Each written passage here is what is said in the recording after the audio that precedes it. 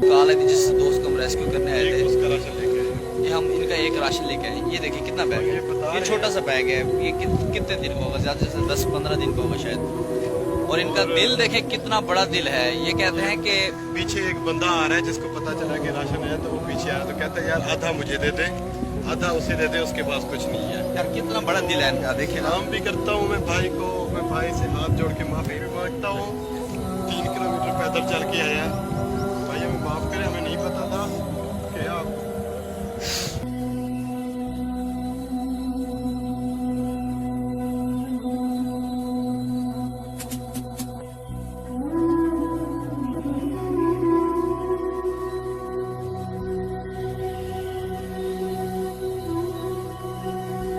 Situation है यार इनके लिए, जो बैठ के वहां से मजाक उड़ा रहे हैं इनका। सफर देखिए, इनका रास्ता देखिए, 4 किलोमीटर ये पैदल आए यहाँ तक हमारे पास। क्या हम आखिरत वाले दिन इनका जवाब नहीं देंगे?